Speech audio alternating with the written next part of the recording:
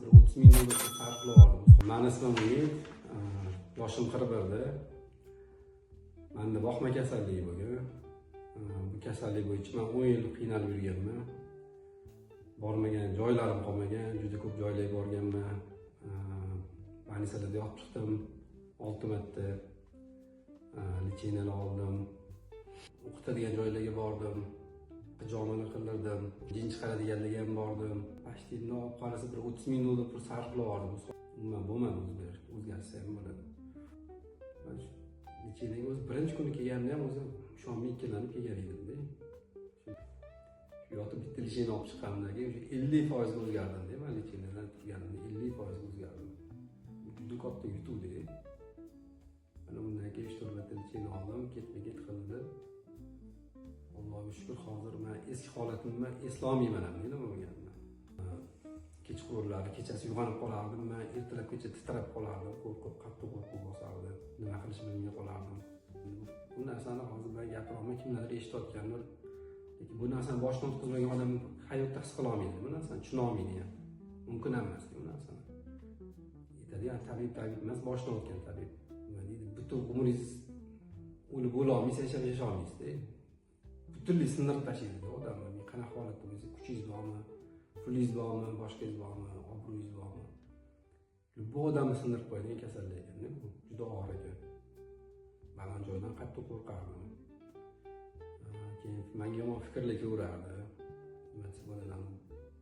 Onlarning so'yib qo'yadi degan narsalar, bir qo'rqinchli narsalar deb bilmayman. Okey, to'g'risini eslagim kelmayapti deb bu narsalar. Sport bilan shug'ullanib, kuch yig'ib, energiya yig'ib, men o'zimni tutib olaman degan fikr ham kelardi. Lekin shu keladigan kuchingiz bor, kuchingizni o'zingizga ishlatadi. Bu narsa okey, buni bilmayman, bu narsani tushuntirib bo'lmaydi. Xuddi aqlni ozib qolgan odamga o'xshab shu kuchingiz bilan kimgadir ozor berib qo'yishdan qo'rqasiz. Sportdan ham to'xtab qolasiz. Kimgadir qarzga botib qolasiz, nimadir bo'lib ketadi. Juda bilmayman, yomon fikrlar ko'radi. Fikr miyangizda to'xtamaydi qo'rquvdan. Siz oldingizga men lecheniya olishga ham kelishga ham qo'rquvim bo'lgan. To'g'ri, shuncha videolar ko'p chiqqanman, lekin ichimdan ovoz kelyapti, shu tuzalasan, shu cho'tdan tuzalib chiqib ketasan degan narsa kelyapti. Lekin borishga ham qo'rqaman-da, nima deyman? Hozir borsam, men lecheniya qilib teskari qilib qo'ysa-chi degan ikkilanib turardi deyman-da.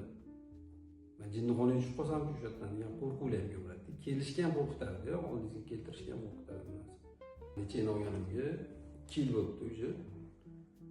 Bu kasallik nima tuzalganimdan keyin nima deydi? Ko'pchilik orqaga qaytib qolsa-chi yana yo o'tib ketib qolsa-chi degan narsani tushunadi-da. Ammo yil o'tgan sari odam zo'rlashib ketaverar ekan-da, yaxshilanib ketaverar ekan. Uni jigarim olib qolardi, bir yuragim olib qolardi, pochkam olib qolardi. Mana shunaqa kelaverardi kasallikni, tushunmasdim-da, nimaga bir kun yuragim olsa, bir kun pochkam olayim, bir kun o'tim olayim. Yil o'tgan sari ana qo'rquvlarim ham ketgan, kasalliklar ham yo'q bo'lib ketadi, to'g'rimi? Borgan sari ana o'zimni kakavshalayotgandek his qilaman-da. Sog'lom tiklangandan keyin shu xotirjam ishlashni boshladim. Ishlarimni to'g'ri planlashtiryapman. Men sog'lomga tikkan pullarim ham o'sha 4-5 barobar o'sha oqlanib ketdi-da, hamada. Olgan sari yaxshilanib, organizmga nima deydi, energiya kelyapti odamga. Xotiram yaxshi bo'libdi. Men lecheniya olgan paytimda ham o'zi aytgan edim-da, xotiram pasayib ketgan juda ham. O'zi biznesmen bo'laman, men ham hamma narsani hisob-kitob bilan yuraman. Ishlarimni ham analiz qilib, hayotimda ham kun tartiblari, hamma narsani analiz qilib yuradigan bo'laman-da o'zi.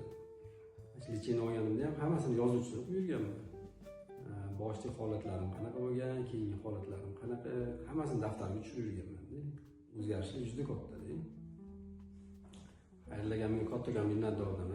Men Allohning izni bilan ukamni yaxshilik yordamlari bilan shunchalik lecheniya qilib, baraka topsin, ishligiga omad, rivoj. Hayotimda ham, ishimda ham, bizneslarimda ham hammasida katta o'zgarishlar bo'lib ketdi menda. Juda ham katta rahmat deyman.